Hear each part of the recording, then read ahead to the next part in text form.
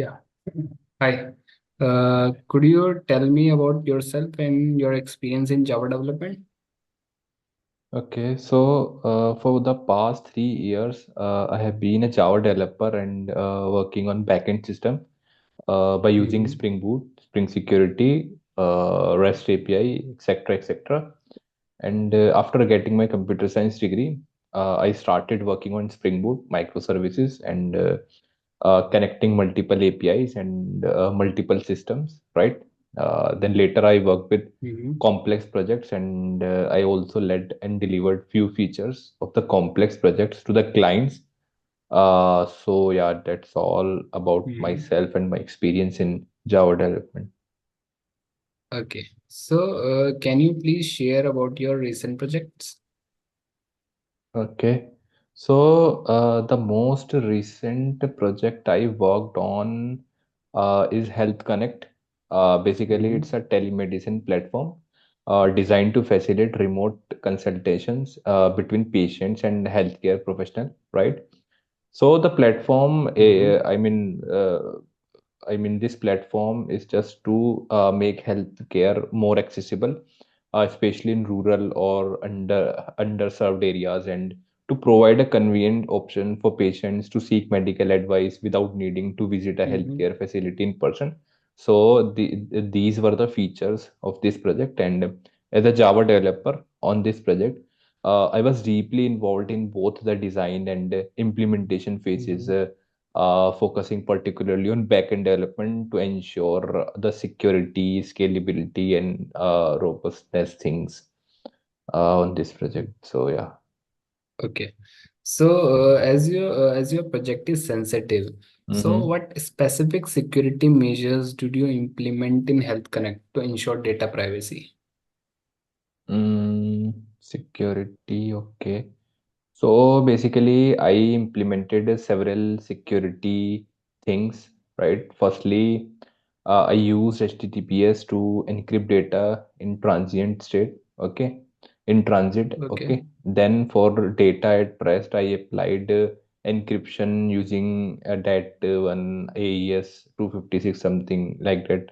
I used that for Mm-hmm. encryption, and I also integrated Okay. auth 2 for secure access control and allowing only authenticated users to access certain information. And then I Mm-hmm. also made sure to regularly update these security measures and conduct penetration testing to identify any Mm-hmm. vulnerabilities. So that's how I added security things in my project. Okay. So, how did you design and develop the RESTful API for patients, registrations, and appointment scheduling? Okay. For patient registration and appointments. So, in designing and developing the RESTful APIs for patient registering and Mm-hmm. appointment scheduling, I basically followed REST principles and I used Spring Boot for its simplicity in creating standalone production grade applications, right? I designed the APIs to be Mm-hmm. stateless, and I also use JSON for data exchange and making them easily consumable by different clients, right? I also ensured that each API endpoints was using HTTP verbs like we have, as we know, get, post, put, and delete appropriately to Mm-hmm. reflect the actions being performed, right? And for a patient registration, I used a post request, and basically for patient registration, Mm-hmm. I used a post request, and for appointment scheduling, I used both post for creating appointments and get for retrieving available slots. So that's Mm-hmm. how basically we Okay. yeah. Okay. So, can you explain the concept of Java memory model, and especially the difference between the stack and heap memory? Okay. So in Java, memory is split basically into two spaces, stack and heap, right? The stack Mm-hmm. is for executing threads and storing primitive variables and method called references, right? That offers quick access but limited space, right? And the Mm-hmm. heap is for storing objects, so it's larger and managed by garbage collection. This separation helps Java efficiently manage memory for better performance and reliability, and allowing automatic memory allocation for objects and safe execution of threads. So yeah, Uh, that's the difference. Yeah. mhm. Okay. So, can you just briefly describe that how does the garbage collection work in Java? Okay, yes, I can. So basically, Java garbage collection automatically identifies and deletes objects that are no longer in use. Okay. And Mm-hmm. clearing heap spaces, right? So basically, it's a form of memory management that eliminates a manual clearing of unused objects, right? This process helps Mm-hmm. prevent memory leaks and ensures efficiently use of memory. Okay, so the garbage collectors do this by tracking object references. Object without Mm-hmm. references are considered for deletion. Okay, so Okay. basically this simplifies Java programming by managing memory cleanup behind the scenes. So yeah, I think that's how garbage collection work in Java. Okay. So, how does the Java achieve polymorphism? Okay, polymorphism. Mm, okay. So polymorphism in Java allows methods to do different things based on the objects it is acting upon, even though they share Mm-hmm. the same name. Okay. So basically, it's Okay. achieved through method overriding. That means same Mm-hmm. method name, different implementation across subclasses, and interface implementation. That means different classes implementing the same interface. So this enables flexing and scalable code where one interface can represent multiple implementations and making the code base easier to extend and maintain. So yeah, that's how Okay. Java. So, can you provide a real life example where polymorphism is beneficial? Real life example. Okay, let me think. So I think in a graphic user interface, Mhm. uh, a single event like a mouse click can be handled differently depending on the element clicked, like a button, a checkbox, or a drop down, right?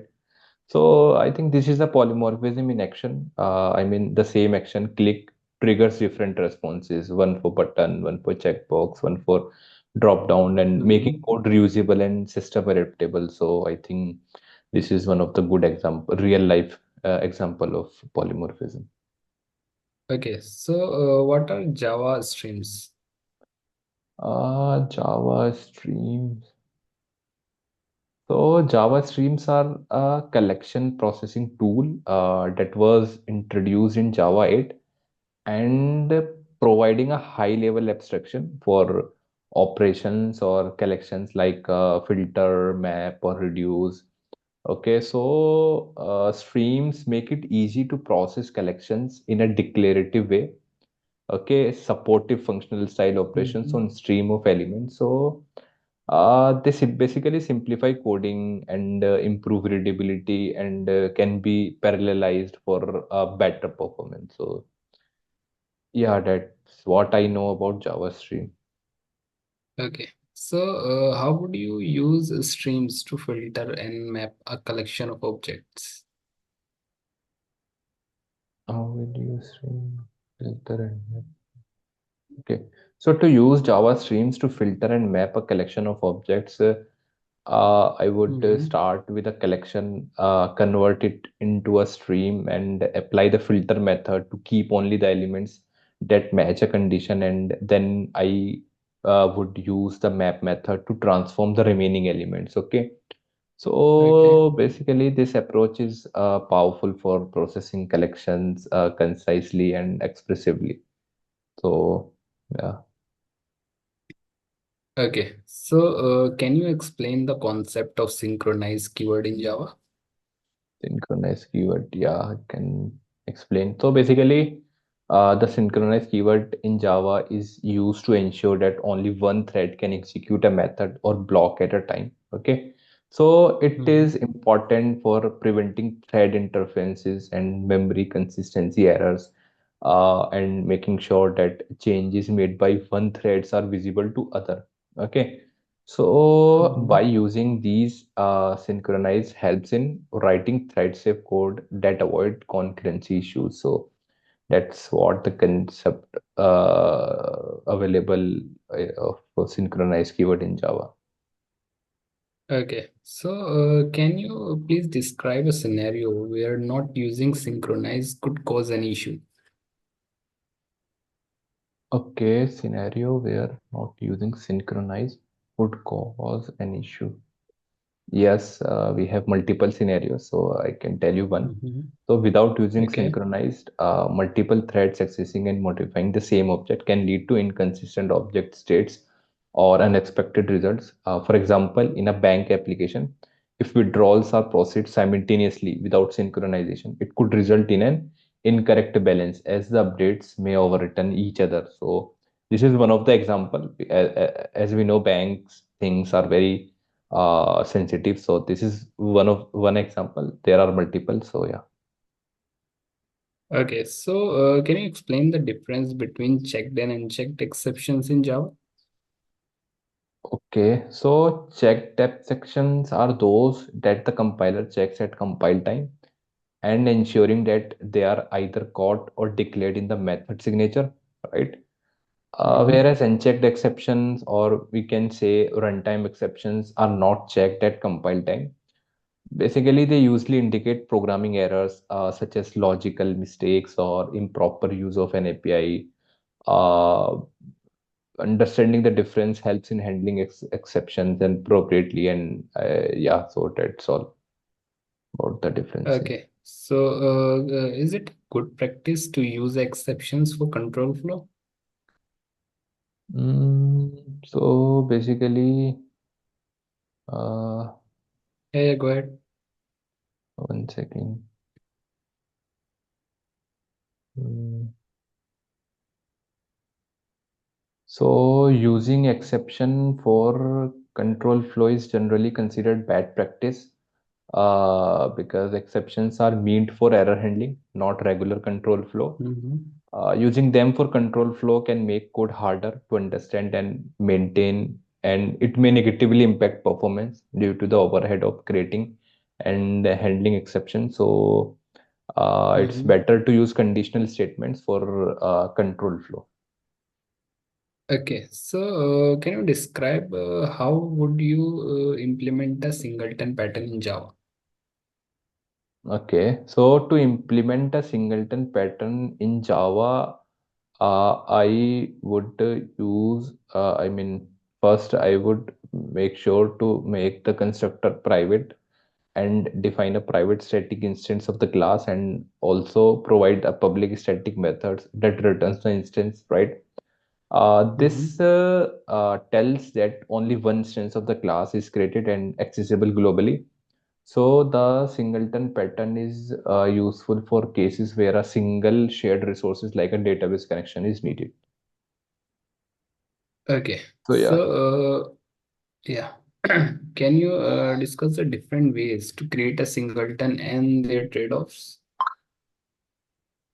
discuss this different ways to create singleton.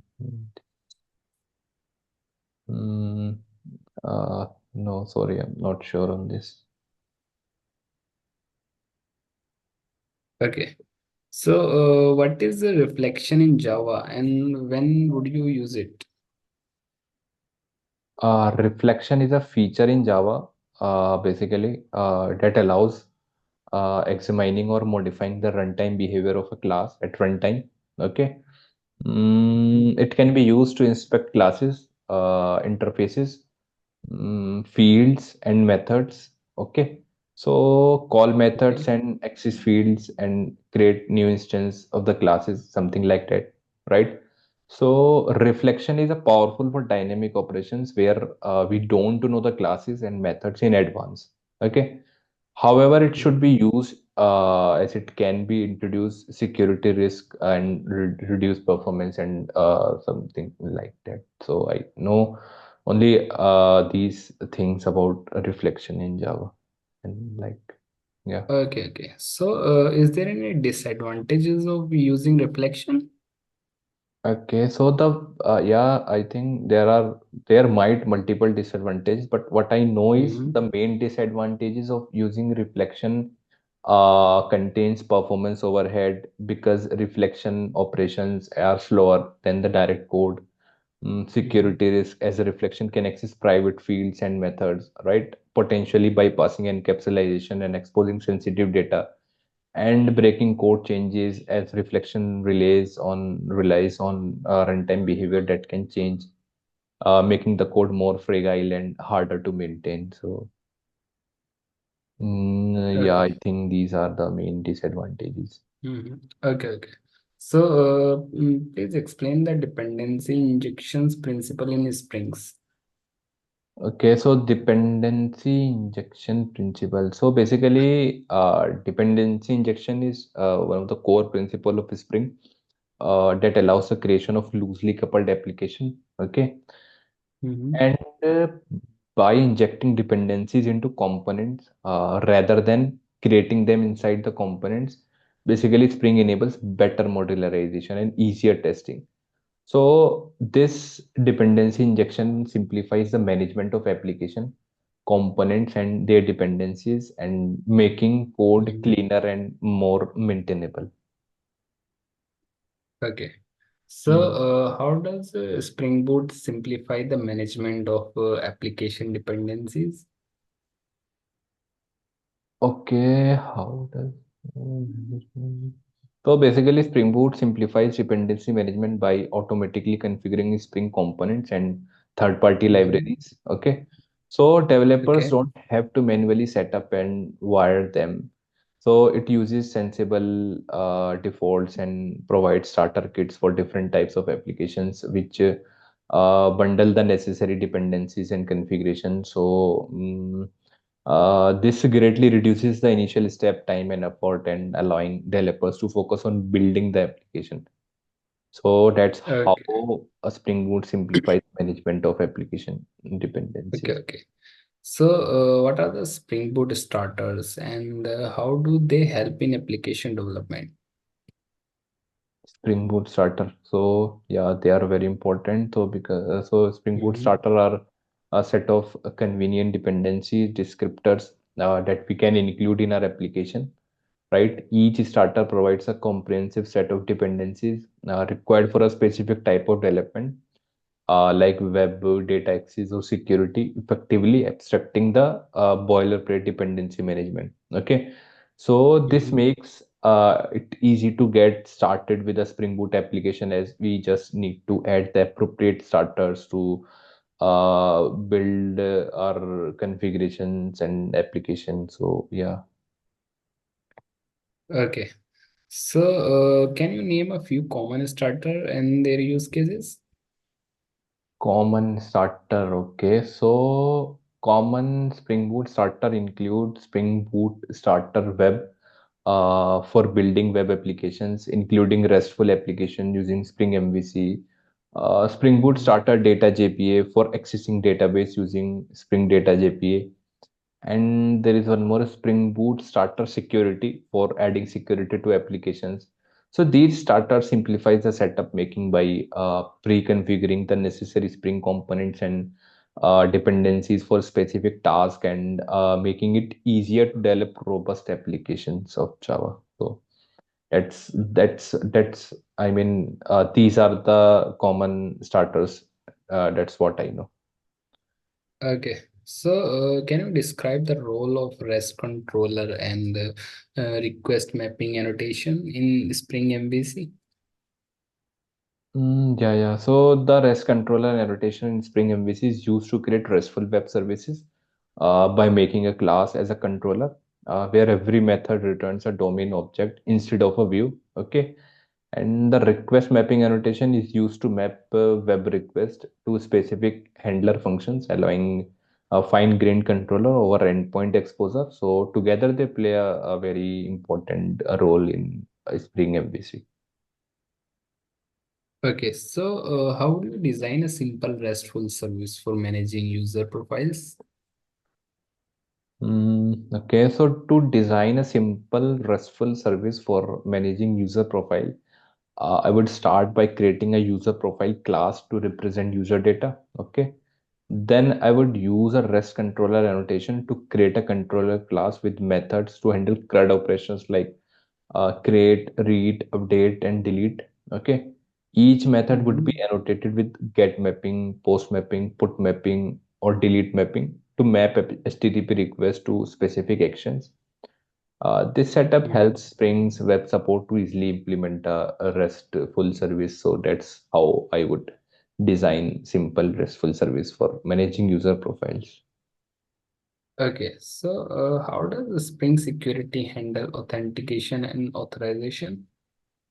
Spring Security handles authentication by verifying users' identity and authorization by determining access rights to resources. Okay. Mhm. It provides comprehensive security service for Java applications, including HTTP security, method level security, and LDAP authentication, right? So by integrating these mechanisms, Spring Security ensures that only authenticated and authorized users can access protected resources, enhancing the application security. Yeah, so right. Okay, so what are some common security pitfalls in web applications? Okay, so common security pitfalls in web application, there are many. So the commons are SQL injection, cross-site Mhm. scripting, and exposing sensitive data.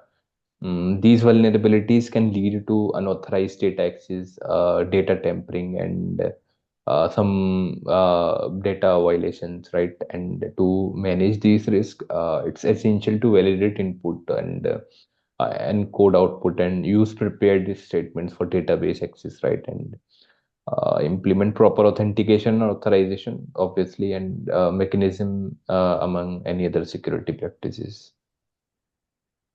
Okay, so can you explain the concept of Spring Data JPA and its advantages? Okay, so Spring Data JPA basically simplifies data access operations by providing a framework to implement repositories that abstract boilerplate CRUD operations. Okay, it Mhm. integrates with the JPA, Java Persistence API, allowing for each database interaction using Java objects and classes. Advantages include, advantages contain, there are advantages like reduced Mhm. boilerplate code, easy query method declaration, and automatic transaction management, and making it easier to implement data access layer. So yeah. Okay, so how do you handle complex queries using Spring Data JPA? Complex queries. So basically, the complex queries that go beyond basic CRUD operations, Spring Data JPA have the query annotation to define the custom query, custom Java persistence query language, okay, or native queries Mhm. directly on repository method. Additionally, it offers specifications and query DSL for dynamically building queries based on various conditions. This flexibility allows for precise control over query execution and optimization. Okay, so Yeah. can you explain the role of Actuator in Spring Boot? Okay, so Actuator in Spring Boot basically provides built-in production-ready features to Mhm. monitor and manage applications, right? It basically offers insights into the internals of the application, such as metrics, thread dumps, and health status through HTTP endpoints or JMX, right?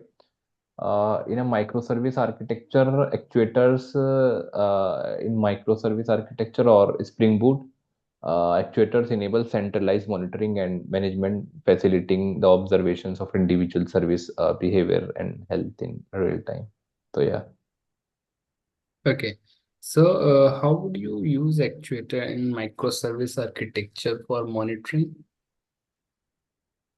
Okay, so in a microservice architecture, Actuator can be used to expose health checks, metrics, and operational information for each service, right? This data can be aggregated by monitoring tools to provide an overview of the system's health and performance. And actuators helps in identifying issues early, sorry, managing Mm-hmm. system state and ensuring that service are running optimally, which is critical for maintaining high availability and performance in microservice environments. So yeah, that's how I would use actuators, and it actuators can be used in a microservice architecture for monitoring. Okay, so what is aspect-oriented programming and how is it implemented in Spring? Okay, so basically, expect-oriented programming in Spring allows separating cross-cutting concerns like logging, security, or transaction management. Okay, from the business logic. Okay, so basically, this is implemented using aspects and advice that encapsulates behavior that should be applied across multiple methods or classes. Okay, and this separations of concerns leads to cleaner, more maintainable code by enabling reusable aspects that can be applied declaratively. So yeah, that is Okay, about. so can you provide an example use case for AOP in logging or Mhm. security? Use case. Okay. So an example use case for AOP is basically logging, where an aspect can be defined to automatically log entry and exit and exception details for the methods across the application without modifying the business logic. This approach centralized logging logic, making it easier to maintain and modify without impacting the core functionality. So yeah, that's a Okay, use case. so can you describe how you would configure a Spring Boot application using both application.properties and application YML files? Okay, so a Spring Boot application can be configured using both application properties and application YAML file. The properties files offers a simple key value format. Okay, whereas the YAML file provide a more structured and hierarchical format. Both methods support environment specific configuration. Okay, but YAML files are often preferred for a complex configuration due to its readability and support for nesting. Mm-hmm. Okay, the choice between Okay. them depends on the project's needs and yeah, definitely developers' preference. But I would prefer the YAML file over properties file.